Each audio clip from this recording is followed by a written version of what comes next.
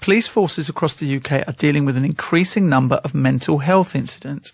The number of mental health flagged call-outs to police went up by 28% in the 4 years from 2014 to 2018. So, we have invited Emma. She's in her late 30s, and during times of crisis in her mental health, the police have been involved. So much so, she's been arrested, placed in a police cell, and charged with offences. Emma, thank you for joining us today. What's the question you would like to ask people?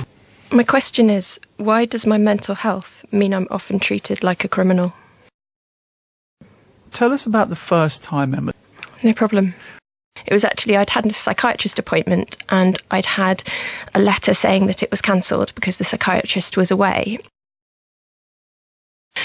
And it later turned out what had happened there was the mental health service was understaffed and had put in what they call a concern for welfare check to the police. So they'd heard this voicemail message saying I was struggling and I wanted a sooner appointment. And they'd asked the police to check that I was okay. I'd been at work, so I hadn't seen my phone. And in my absence, the whole thing had escalated to the point where all of my neighbours were involved and they were breaking down my door.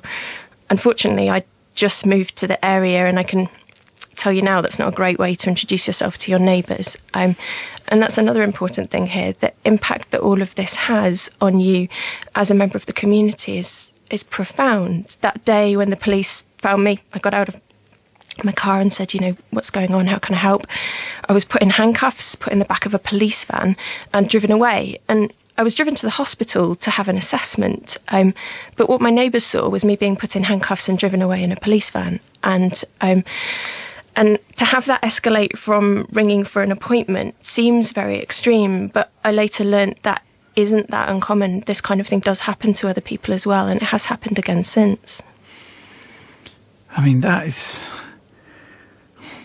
overwhelming. Doesn't even begin to describe how that must have felt for you. But I'm also really interested to hear from police officers because, Emma, I can imagine that they don't feel particularly comfortable themselves with dealing with such issues. And I know at the time you certainly won't be asking them how they feel. I mean, that's definitely not going to be high on your list of priorities.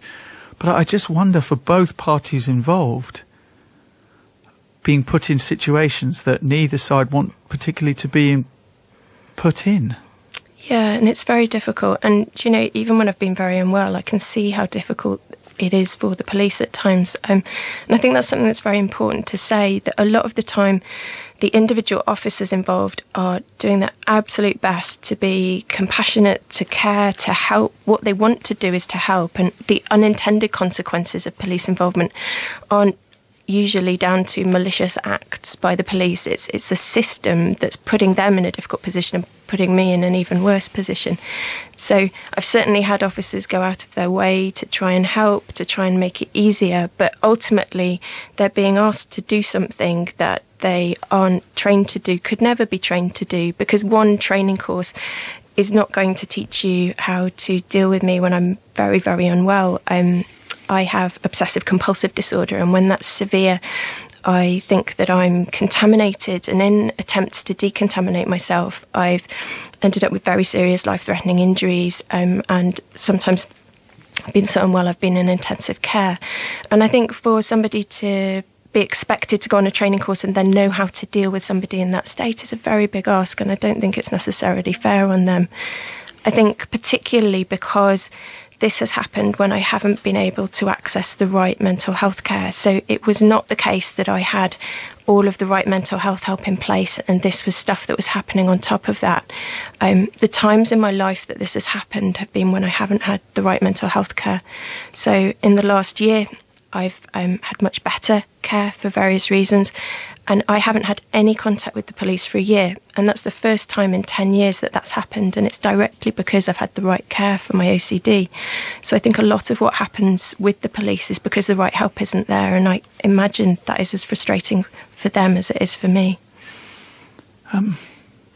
If you're not in the situation that you've been in, perhaps you somewhat naively, and by you I mean me and others like me, naively walk through life thinking that when something happens, that the system kicks in Yeah. And that system is there to protect you.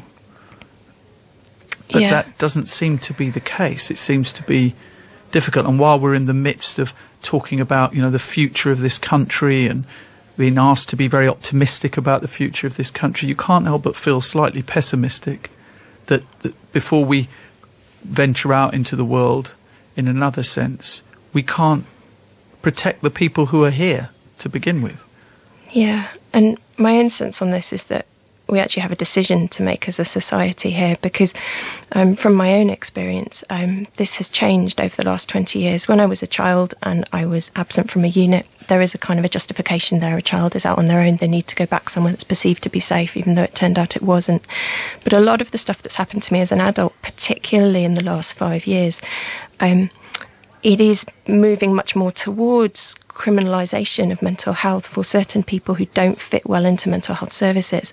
And I think we need to make a decision as a society whether that's something that we want to happen and whether it's something we want to continue to do, because it does seem like that is a path that we're going down. For example, the first time I was arrested by police, and unfortunately I've been arrested more than once because of my mental health, I'd actually been taken by the police to the emergency department because the mental health service had called them, another concern for welfare, similar situation. On that occasion, I did have injuries that needed treatment, and I was at the emergency department pretty much all of the night. I had serious burns because of my OCD, and they were trying to work out whether I could go to the burns unit or whether I could go to the mental health hospital, because I needed to be admitted to one of them. And neither was prepared to have me on that occasion, because the burns unit couldn't have me because I was so unwell, and they couldn't arrange mental health care to go with me in the middle of the night, and the police couldn't transport me because it was a long way to this burns unit. The mental health unit couldn't have me because I had very serious burns that needed treatment. And in the end, the police were left in this situation. Well, what do? We don't think she's safe to go anywhere. We've already used the Mental Health Act. We can't use that again. What do we do? And so on that occasion, what they did was they arrested me, and they said it was to prevent a breach of the peace. So I was arrested while sitting quietly in an A&E cubicle covered in burns dressings. What then happened was they put handcuffs on, led me out of A&E, put me in the back of a police van, took me to the police cells. And I think it's important to say here that being in a police cell and being processed in the criminal justice system when you're unwell is not like it happening when you're well, when you could rationalise that maybe they're trying to help me here, maybe they're going to let me out in the morning. I have severe OCD, and as a consequence of that, I sometimes worry that I've done things that I haven't done, so I worry that I've caused harm to people. So on that occasion, I became so unwell that I was terrified that I was going to prison for life because I'd killed somebody, because I'd done some terrible thing that I didn't know what it was, but I needed to work it out. So I was incredibly distressed, absolutely terrified. And on arriving at the cells, because they thought I was so unwell and I was at so much risk, they decided they need to strip me of all of my clothing, including my underwear. They needed to take away my hair bubble. I was lying naked on the floor in this cell, being restrained by 6 officers because I was so unwell and so distressed. So the amount of trauma that goes on as a survivor of sexual assault, at the time I felt like I was being assaulted again. That was what it was like. Also, ironically, having spent all night in A&E because of these burns, they decided that the burns dressings I had on were a ligature risk. And so they cut all of these burns dressings off, and I was left with my burnt skin open in a not very clean police cell. And it just, looking back on it now, it was just such an inappropriate environment for me, but it happened because of a failure somewhere else. And it was as though the police were the only ones who couldn't say, no, she needs to go elsewhere, because they felt that they had an ultimate level of responsibility for my life. And so they were trying to do something on that occasion to preserve my life. But actually it made things a lot worse. I became so unwell in the cell that I banged my head on the metal door for probably 6 or 8 hours, something of that order, and ended up with a concussion, having a CT scan and an infection in the burns. So it was a disaster in terms of my health and in terms of the long-term consequence for me, because I think sometimes the police are set up to make things safe right now, almost like a 24-hour cycle, like we need to sort this immediate problem out. But actually mental health it isn't a 24-hour thing. By definition, mental health problems occur over a period of time. And actually, the long-term consequences for me of what happened that day still affect me now. There isn't a day that's gone by since, in 5 years, where it hasn't affected me. And I sometimes wonder, is it going to be the whole rest of my life that it continues to affect me? And I think it probably is. So one of the reasons I think it's really important that we think about this is, do we want to be doing what's happened to me to other people? And just to be clear, based on your own experiences, if there were adequate resources, none of this would have happened. Access to mental health professionals, none of this would have happened? So in the last year since I've had help, and unfortunately that still isn't in my local area, it's been in another area, I haven't had any contact with the police at all, and I haven't been to A&E at all. In the year before that, I was in A&E more than 35 times. There's been a year when I was so unwell I was in A&E even more than that. So I think that shows that when somebody gets the right help, a lot of this need is mental health need that's being displaced to the police, and that actually it could be met elsewhere if the right help was there. And I think there's lots of different reasons why people can't fit into the services that existed, and that was partly what happened to me. But yeah, I think it's really important. There have been times when, as I said, when I was a young person who'd, left a unit and was out on my own, when I understand that the police need to be involved. And there has been an occasion where the police have saved my life. I wouldn't be here talking to you today if a police helicopter hadn't found me using their thermal imaging camera when I was unconscious on a hill and quite close to death. And that again was because of my mental health.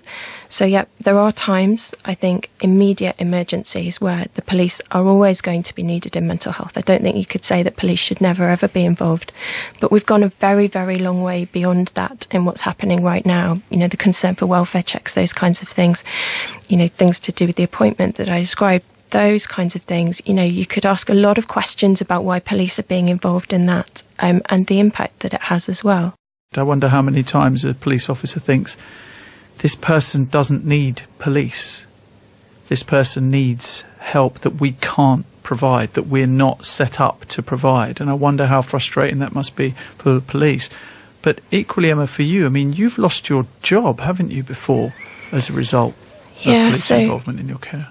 That's right. So the second time I was arrested by the police, there was a series of miscommunications between mental health services and the police at the time. And I was arrested, I was put in cells. And then after a night and a day in cells, I was taken to court and I was prosecuted.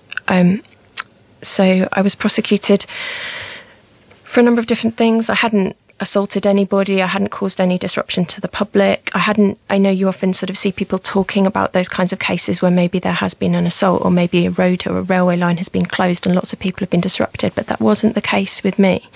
I was very unwell, and I was so unwell that I had thoughts of ending my life, but I needed help. I didn't need prosecution. So I was prosecuted, and unfortunately, the nature of the process, once that had started, it seemed that nobody was prepared to make a decision and stop it. So it went on for 7 months. And because I'm a professional, in my profession, they keep an eye on any arrests or any charges, as well as any actual convictions. So although I never got convicted of anything, I lost my job. And I was investigated by the regulator for my profession for 14 months, which meant that I couldn't work in that time, so I had no income. I almost lost where I lived. It had this huge impact on my life. It was a tectonic shift from a life trying to get by as a professional with a serious mental health condition to being part of a criminal justice system. And in some ways it was gradual because the police had been involved, but in another way it went at a terrifying speed once this prosecution thing had started. My whole life fell apart and I was terrified. I was threatened with remand to prison because I was so unwell and I still didn't have any mental health care. I didn't get remanded to prison, but that is something that could have happened to me.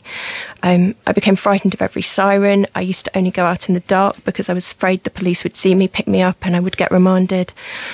I lost the meaning of my life, which was my work. I lost my sense of safety because my door had been broken down in all this process, and I was so unwell that I couldn't arrange for anyone to fix it.